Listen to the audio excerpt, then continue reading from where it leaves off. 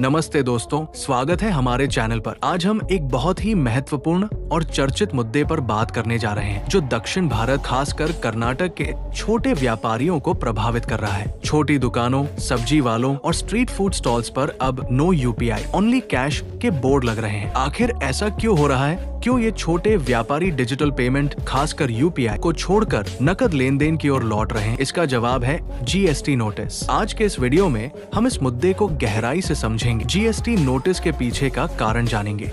GST notice क्या है और ये क्यों आ रहे हैं? सबसे पहले ये समझना जरूरी है कि जीएसटी नोटिस क्या है और ये छोटे व्यापारियों को क्यों मिल रहे हैं। भारत में जीएसटी यानी गुड्स एंड सर्विसेज टैक्स एक ऐसा कर है जो सामान और सेवाओं की बिक्री पर लगता है। जीएसटी कानून के अनुसार किसी व्यापारी का सालाना टर्नओवर सामान बेचने के लिए 40 लाख रुपए या सेवाओं के लिए 20 लाख रुपए से ज्यादा है तो उसे जीएसटी रजिस्ट्रेशन कराना अनिवार्य है।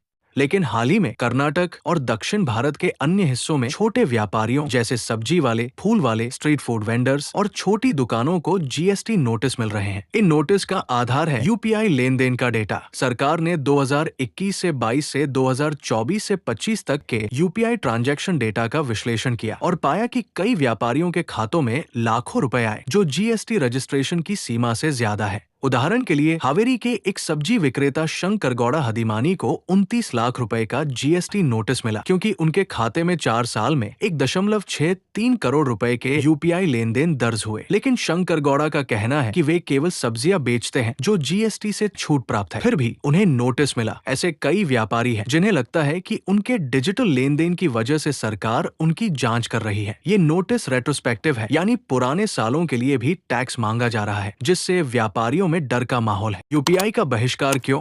अब सवाल यह है कि छोटे व्यापारी यूपीआई का बहिष्कार क्यों कर रहे हैं? पिछले कुछ सालों में यूपीआई ने भारत में डिजिटल पेमेंट को क्रांति ला दी। छोटे से छोटा व्यापारी जैसे चाय वाला, फल विक्रेता या auto rickshaw driver UPI QR code का इस्तेमाल करने लगा। लेकिन अब यही यूपीआई उनके लिए मुसीबत का कारण बन रहा है। पहला कारण जीएसटी नोटिस का डर। व्यापारी मानते हैं कि यूपीआई लेन देन का डेटा सरकार के पास जाता है, जिससे उनकी आय की जांच होती है। कई व्यापारियों को डर है कि अगर वे यूपीआई इस्तेमाल करते रहेंगे तो और नोटिस आएंगे।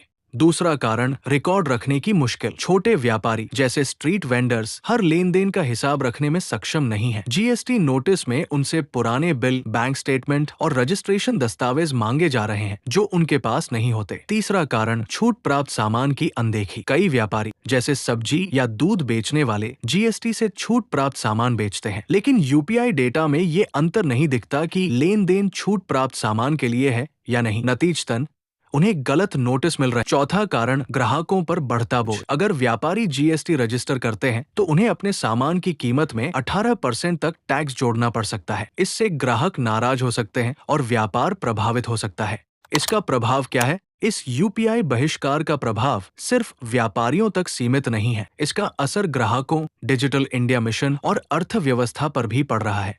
ग्राहकों पर प्रभाव। आजकल लोग यूपीआई से पेमेंट करने के आदी हो चुके हैं, लेकिन अब जब दुकानदार यूपीआई स्वीकार नहीं कर रहे तो ग्राहकों को नकद ले जाना पड़ रहा है। कई लोग एटीएम जा रहे हैं जो उनके लिए असुविधाजनक है। बेंगलुरु के एक टेक वर्कर रोहित दुबे ने कहा, इस हफ्ते 3 दुकानों ने यूपीआई लेने से मना कर दिया। ये डिजिटल इंडिया के उद्देश्य के खिलाफ है। डिजिटल इंडिया पर असर। सरकार ने डिजिटल पेमेंट को बढ़ावा देने के लिए यूपीआई को प्रोत्साहित किया, लेकिन जीएसटी नोटिस की वजह से व्यापारी डिजिटल लेन देन से दूर हो रहे हैं। इससे डिजिटल इंडिया मिशन को झटका लग सकता है। अर्थव्यवस्था पर असर। कर्नाटक में यूपीआई लेन देन देश के कुल यूपीआई लेन देन का 7.73% हिस्सा है। अगर छोटे व्यापारी यूपीआई छोड़ देंगे तो नकद लेन देन बढ़ेगा, जिससे काले धन और टैक्स चोरी की संभावना बढ़ सकती है। व्यापारियों पर असर। कई व्यापारियों ने बताया कि यूपीआई छोड़ने से उनकी बिक्री 30% तक कम हो गई क्योंकि कुछ ग्राहक नकद नहीं ले जाते। सरकार का पक्ष और प्रतिक्रिया। अब सरकार का पक्ष भी समझना जरूरी है। कर्नाटक के वाणिज्यिक कर विभाग का कहना है कि ये नोटिस टैक्स चोरी रोकने के लिए जारी किए गए हैं। उनका कहना है कि जिन व्यापारियों के यूपीआई लेन देन 40 लाख सामान या 20 लाख सेवाएं से ज्यादा है, उन्हें जीएसटी रजिस्ट्रेशन कराना होगा। सरकार की सफाई। विभाग ने कहा कि ये नोटिस टैक्स डिमांड नहीं बल्कि जांच के लिए है। अगर व्यापारी साबित कर दे कि वे छूट प्राप्त सामान बेचते हैं जैसे दूध, सब्जियां